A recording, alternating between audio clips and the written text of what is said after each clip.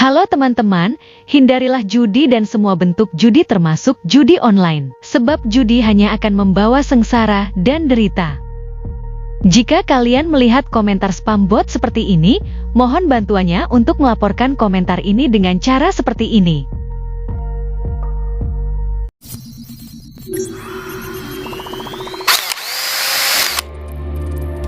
Assalamualaikum warahmatullahi wabarakatuh. Selamat datang kembali di Rio Hotspot Channel.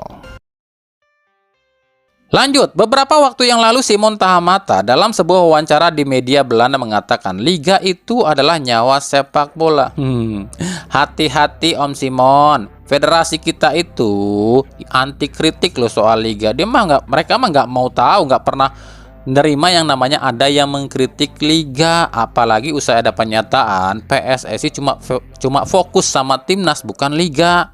Waduh, ini bisa-bisa nih Om Simon bentar lagi jadi pengangguran nih. Pantesan aja ya, selama ini bukan Om Simon yang jadi direktur teknik timnas. Mungkin Om Simon kurang nurut kali sama yang di atas. Kan di Indonesia itu sistemnya masih sama, masih sistem ABS, asal Bapak seneng. Kemudian ini ada beberapa kontroversi lagi. Yang pertama saat podcast ya, ketum PSSI podcastnya Bung Binder ya. Ini di sini ada seperti keceplosan ucapan dari ketum PSSI soal nasib Nova Arianto. Oke. Nah, Coach Nova U17. oh, kita ganti. Kan Ganti. enggak dong. Enggak ada diganti, Loh, kan? enggak misalnya. Ya, saya juga kaget Bapak bilang ganti. Masa gara-gara itu karena ini ada strata kita ganti, enggak, kan tetap dipertahankan. Iya, tapi saya kaget juga Bapak bilang ganti. Nanti kita buat. Dan kalau benar Nova ini dipecat ataupun diberhentikan dari federasi, berarti ucapan kami terbukti dong. Karena segala sesuatu yang berhubungan dengan Sintayong ya siap-siap aja dilenyapkan dari PSSI. Untung aja Indra Syafri dulu nggak terlalu dekat dia dengan Sintayong, makanya aman. Kemudian soal Piala Kemerdekaan, ini pun banyak banget dikritik sama netizen Indonesia nih. Bukan soal digelarnya di Sumatera Utara loh ya, tapi netizen itu protes kenapa kok bisa gitu PSSI atau federasi ngegelar turnamen seperti ini, tapi giliran Piala Indonesia mereka banyak banget alasannya. Kemudian yang diprotes netizen itu negara-negara yang diundang. Ini agak nyeleneh katanya. Negara yang diundang Afrika Selatan, Panama, Tajikistan ya, meskipun dua tim diantaranya mundur nih dan digantikan oleh Mali dan Uzbekistan.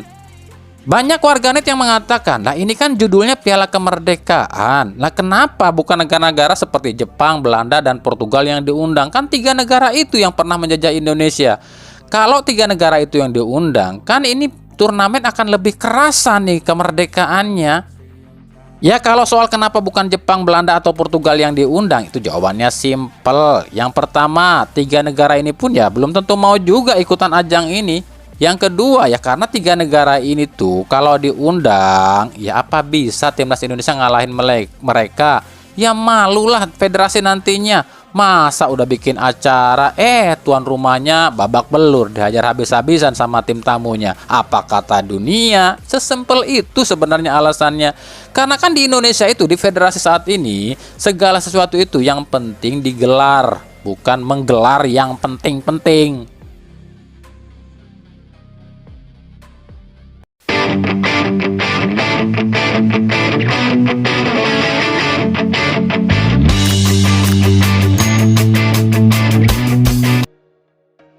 Lanjut, kami kemarin diminta untuk mengomentari soal laga timnas putri di AFF Putri ya, yang dibantai Thailand 7-0. Kalau kami sih nggak terlalu banyak komentar ya, cuma mau balik nanya aja nih sama pihak-pihak yang berwenang di federasi ya. Nah kita sama-sama tahu kemarin ya, mendengar sama-sama tahu. Pelatih timnas wanita asal Jepang Satoru Mochizuki itu kan dipecat. Katanya sih ini lantaran adanya kendala bahasa. Kendala bahasa ya, masuk akmal sih. Lalu si Mochizuki ini tuh digantikanlah oleh seseorang pelatih ya, yang katanya di banyak media tuh ini titipan dari Lord IB katanya gitu kan, yang notabene orang Indonesia. Nah kalau dia orang Indonesia harusnya nggak ada masalah dong, nggak ada kendala dong soal bahasa. Kok kalahnya malah lebih banyak ya? Nah, gimana tuh federasi?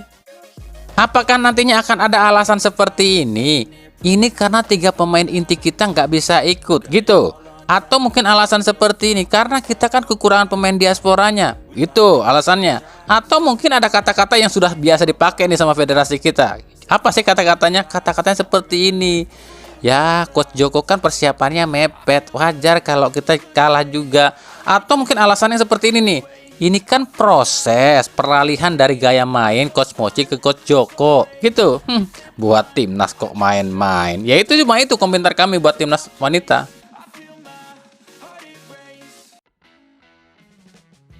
Kita beralih ke berita klub. Kita mulai dari Persija Jakarta. Satu pemain asing terpantau tengah jalani negosiasi dengan Persija Jakarta. Dia adalah Bruno Tubarão. Winger asal Brazil 30 tahun yang saat ini main di Serie C Brazil. Nah, sekilas mungkin nggak ada yang aneh ya dengan si Bruno ini. Tapi kalau kalian baca nama lengkap si Bruno, pasti kalian berpikiran apa ya? Mungkin traveling kali ya. Karena nama lengkap si Bruno ini adalah Bruno Nunes de Barros. Anjay, Barros. Kayak kenal ya. Klub mana tuh yang pakai Barros kemarin ya? Kalau beneran si Bruno ini ke Persija Jakarta, fix ini mah nanti banyak yang akan ngomong kayak gini nih. Katanya Persija ini ngikutin Persib karena beberapa hal kok mirip-mirip Persib ya. Yang pertama, jersey alternatif Persija musim ini berwarna biru. Biru ya, identik dengan Persib biru ya. Padahal ya, meskipun warnanya juga bukan warna biru beneran ya, biru langit atau biru telur asin kali ya. Yang kedua, Persija musim ini mendatangkan pemain yang namanya sama dengan mantan pemain Persib musim lalu, Gustavo Franca. Yang ketiga, Persija katanya sih ngikutin jejaknya Persib nih, perkenalkan pemain baru lewat Videotron. Yang keempat, kalau benar si Bruno ini ke Persija ya mungkin bisa dibilang saingan atau mungkin persamaan kali ya, sama-sama punya Barros. Tapi ya udahlah ya, buat kalian para fans Persija ataupun fans Persib, gak usah pada baper. Ini kan cuma sebatas analisa aja, seru-seruan aja. Dikit-dikit baper kalian, kayak cewek aja baperan. Nah, selain Barros, kabarnya selentingan yang beredar di media sosial, Persija pun kabarnya atau isunya atau rumornya akan mendatangkan seorang mega bintang. Dan nama yang muncul belakangan ini adalah mantan bintang timnas Italia, si Why Always Me, Super Mario Balotelli. Anjay. Apakah ini mega bintang yang dirumorkan akan ke Persija Jakarta? Nah, Mario sendiri saat ini tanpa klub ya. Musim lalu sih main di Genoa di Serie A.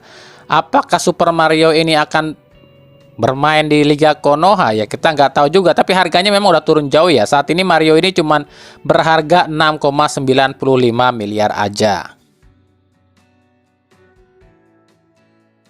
Dari Persib Bandung, sebelum kita cari tahu siapa 2 sosok slot terakhir asing Persib musim ini, yang kami pribadi liar aing malnya. Nah, kalau kalian perhatikan ya, Persib tuh musim ini tuh apa ya, ibarat baru tapi rasa lama atau kopian dengan rasa lama kali ya. Ini soal apa ya, soal pemain kali, bukan masalah soal permainan loh ya, tapi para pemain dan juga ya pernak-perniknya kali ya. Mulai dari jersey Persib musim ini yang katanya sih perpaduan dari musim 2023 dan 2024 ya. Lalu juga beberapa pemain baru Persib ini kalau kami perhatikan kok mukanya mirip ya dengan beberapa pemain yang pernah membela Persib. Yang pertama Julio Cesar, ini sekilas mirip siapa ya? Mirip Nick Kuipers ya, Nick Kuipers kali ya.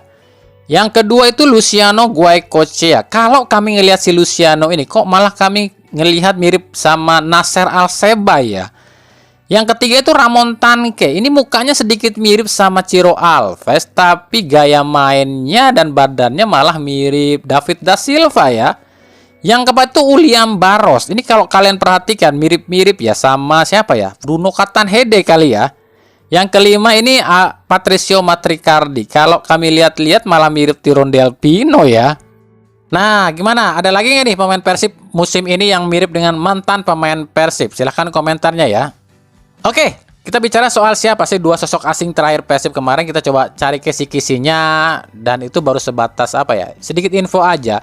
Nah, info terbaru yang udah pasti nih ya, katanya tuh 2 slot pemain asing Persib terakhir itu adalah yang satu back, bukan back sih, satu pemain bertahan, bukan back, satu pemain bertahan dan satu pemain menyerang. Yang dimaksud pemain bertahan ini tuh bisa back, bisa gelandang bertahan ya. Dan yang dimaksud pemain menyerang ini bisa winger, bisa striker, atau mungkin gelandang serang. Dari info atau rumor-rumor yang beredar, yang kami dapatkan kemarin itu, selama penelusuran kami di sekitaran Persib, ada beberapa nama yang memang dirumorkan, atau mungkin tengah diseleksi kali ya. Tapi nggak tahu jadi apa enggaknya, kami nggak tahu, ini cuma sebatas apa, mungkin sebatas info aja. Bisa jadi, bisa enggak, soal benar atau enggaknya kami pun nggak tahu. Kan yang tahu tuh pihak Persib dan juga Boyan Hodak aja. Nama-nama itu ada seperti Junior Brandao, ada Lukas Ribamar, ada juga Pablo, dan juga Lucas Piazon. Nah, beberapa nama ini katanya sih tengah coba apa ya, coba didekati atau mungkin tengah negosiasi atau apa deh. Pokoknya ada kaitannya dengan Persib lah ya, tapi nggak tahu juga. Ini kan baru sebatas info, jadi kita tunggu aja.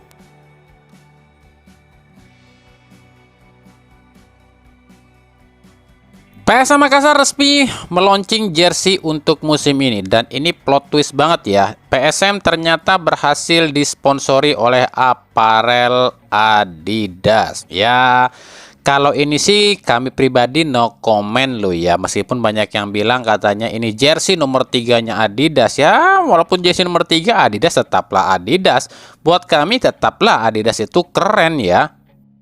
Kenapa kami bilang plot twist? Karena ya tim ini tuh musim kemarin dan beberapa musim yang ini kan, beberapa musim kemarin itu, ini tim kan bisa dibilang salah satu tim yang paling banyak terkena kasus penunggakan gaji. Tapi kok malah Adidas milihnya PSM ya? Ini ada kecerdikan juga nih dari pihaknya PSM Makassar, khususnya buat sistem atau mungkin bagian yang mencari sponsor ya.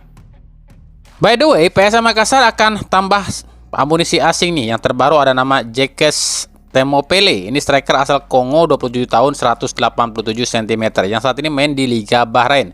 Dari statistiknya sih B aja ya, tapi kan nggak tahu kalau main di Liga Indonesia. Pokoknya ewako lah PSM.